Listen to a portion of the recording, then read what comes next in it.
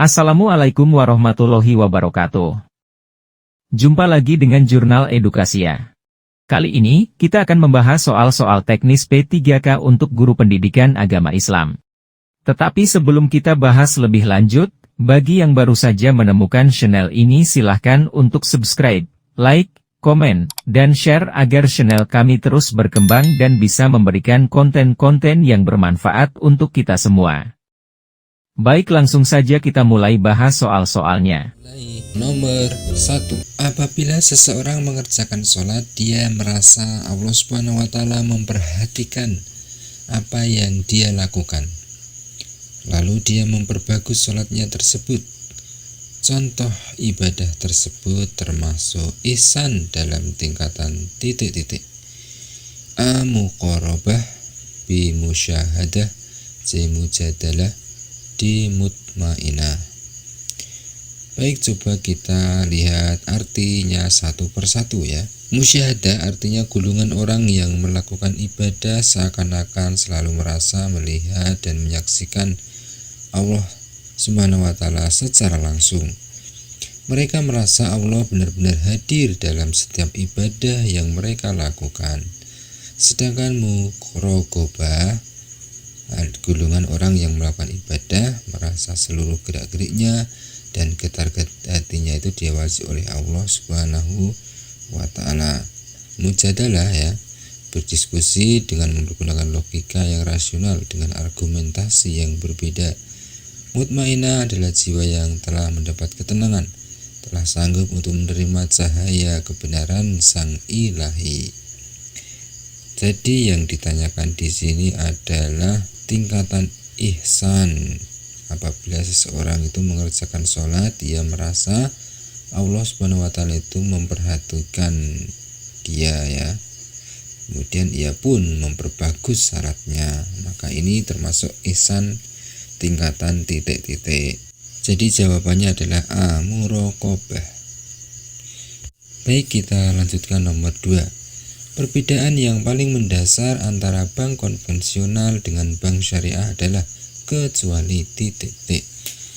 A. Bank konvensional menggunakan prinsip bebas nilai, sementara bank syariah berinvestasi pada usaha yang halal.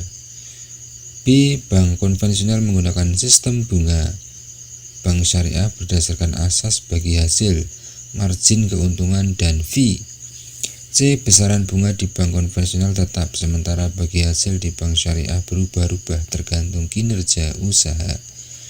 D. Di dalam bank konvensional tidak ada lembaga sejenis Dewan Pengawas Syariah atau DPS, sementara ada DPS pada bank syariah. Yang E. Bank konvensional dan bank syariah menggunakan sistem profit dan falah oriented. Kira-kira apa jawabannya? Kalau perbedaannya itu yang A, B, C, D itu adalah perbedaan ya, perbedaan bank konvensional dengan bank syariah. Nah, yang ditanyakan ini adalah kecuali ya. Berarti yang kecuali yang E ya. Bank konvensional dan bank syariah itu berbeda ya, sistem profitnya itu. Kalau bank konvensional itu menerapkan sistem profit oriented ya, atau keuntungan yang sebesar-besarnya. Sedangkan bank syariah itu menggunakan sistem profit dan falah oriented. Atau falah oriented itu bisa diartikan kemakmuran di dunia dan kebahagiaan di akhirat. Itu tujuannya kalau bank syariah, selain dari keuntungan itu sendiri. Nah, jadi nomor 2 adalah E. Nomor 3. Perhatikan potongan ayat berikut. Berdasarkan potongan ayat garis di bawah di atas, hukum bacanya adalah titik-titik. A. Idhom bila guna, B. Idhar, C. Iqlab, D. Ikhfa hakiki ya. Itu di sini ada nun mati ya, bertemu dengan ba. Tanwin atau nun mati ketemu ba, itu disebut bacaan iqlab ya. Berarti nomor 3 itu C, iqlab. Nomor 4, perhatikan potongan ayat berikut. fi dinillahi afwaja. Sifat huruf yang bergaris bawah pada potongan ayat tersebut dinamakan titik-titik. A. Jahr, B. Hams, C. Ikhfa, D. Iklab. Nah, di situ yang di garis bawah itu yang ditanyakan adalah fa. Huruf fa yang disukun itu termasuk sifat huruf apa? Ya, fitinillahi ya, afwaja, Nah, itu berarti sifat huruf hamas, ya, sifat huruf hamas. Berarti nomor 4 adalah B. Perhatikan hadis berikut nomor 5 ya. Berdasarkan hadis dari Abu Hurairah radhiyallahu anhu sallallahu alaihi wasallam bersabda atau melarang titik-titik. A. Kencing sambil berdiri. B. Diwajibkannya mandi besar karena hadas besar. C. Menyia-nyiakan anak yatim. D. Kencing di air yang menggenang. E. Menghambur-hamburkan harta. Nah, hadis di atas itu artinya, kita lihat artinya ya. Dari Abu Hurairah radhiyallahu anhu bahwa Rasulullah Shallallahu Alaihi Wasallam bersabda, janganlah salah seorang di antara kamu kencing di air yang menggenang, yang tidak mengalir kemudian mandi darinya. Nah, berarti jika dilihat dari arti hadis ini jelas ya, jawabannya adalah nomor 5 itu D. Kencing di air yang menggenang itu dilarang ya. Kita lanjut nomor 6. Menurut ta'rif muhaddisin, suatu hadis dapat dikatakan sahih apabila telah memenuhi syarat titik-titik kecuali A. Sanadnya bersambung, B. Periwayatan bersifat adil, C. Periwayatan bersifat dobit, D. Terhindar dari ilat, E. Riwayatnya tidak jelas. Nomor 6 ini jelas ya, jawabannya kecuali ya. Kecuali itu berarti yang E ya, riwayatnya tidak jelas itu bukan termasuk sahih ya, bukan merupakan hadis yang sahih. Tapi hadis sahih itu harus memenuhi syarat, yaitu sanadnya bersambung, periwayatnya bersifat adil, periwayatan bersifat dobit, terhindar dari ilat. Itu syarat-syarat ya dari hadis yang dikatakan sahih. Berarti nomor 6 adalah E, kecuali. Nomor 7. Sunan Gresik dalam menyebarkan agama Islam di Pulau Jawa, salah satunya dengan mendirikan pesantren. Konon, Sunan Gresik disebut sebagai orang yang pertama kali mendirikan pesantren sebagai sarana dakwahnya. Berdakwah dengan mendirikan pesantren termasuk dalam bidang atau dakwah bidang titik-titik. A. Kesenian, B. Pendidikan, C. Perdagangan, D. Kesusastraan. Nah, jadi soal ini juga keluar di sesi pertama, hari pertama ya. Berarti Sunan Gresik ini menyebarkan agama Islam dengan mendirikan pesantren, itu berarti termasuk dakwah di bidang pendidikan. B, nomor 7B.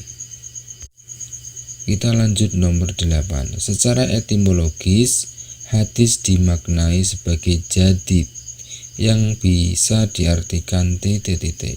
Nah, apa itu jadid ya? A. Baru, B. Perkataan, C. Perbuatan, D. Tingkah laku. Nah, jadid ya, kira-kira apa jadid itu? Jadid itu artinya baru ya, jadidun, baru. Berarti nomor 8 jawabannya adalah A. Baru. Nomor 9. Allah SWT memiliki sifat wajib terdahulu karena Allah SWT dahulu ada daripada makhluknya. Lawan dari sifat wajib qidam yang merupakan sifat mustahil Allah adalah titik-titik. A. Fana, B. Hudus, C. Ihtiyajul li ghairi, D. Adam. Nah, baik, kita lihat satu persatu artinya ya. Fana itu artinya binasa atau tidak kekal. Hudus artinya baru. Ihtiyajul li ghairi artinya membutuhkan orang lain. Adam artinya tidak ada. Berarti di sini yang ditanyakan adalah kalau sifat wajib wajib terdahulu itu kan artinya kidam ya. Kidam atau terdahulu berarti sifat mustahilnya apa? Sifat mustahil Allah. Kalau sifat wajibnya kidam terdahulu berarti sifat mustahil Allahnya adalah hudus ya, hudus baru, lawan kata dahulu itu baru, berarti nomor 9 adalah B, hudus. Nomor 10, berukit ini merupakan isi perjanjian persahabatan perdamaian dengan kaum Yahudi yang berdiam di Madinah dan sekitarnya yang dibuat Rasulullah SAW kecuali A. Kebebasan beragama bagi semua golongan dan masing-masing golongan mempunyai wewenang penuh terhadap golongannya. B. Semua lapisan baik muslim maupun Yahudi harus tolong-menolong dan saling membantu untuk melawan siapa saja yang memerangi mereka. Semua wajib mempertahankan kota jika ada serangan dari luar. C. Kota Madinah adalah kota suci yang wajib dihormati oleh mereka yang terikat dengan perjanjian itu. Apabila terjadi perselisihan antara muslim dan Yahudi, maka urusan itu diserahkan kepada Allah Subhanahu wa Ta'ala dan Rasul-Rasulnya atau Al-Quran dan Sunnah. D. Mengakui dan mentaati kesatuan pimpinan untuk kota Madinah yang disetujui dipegang oleh Nabi Muhammad Shallallahu Alaihi Wasallam. E. Warga Mekah yang menyeberang ke Madinah tanpa izin walinya harus dikembalikan ke Mekah.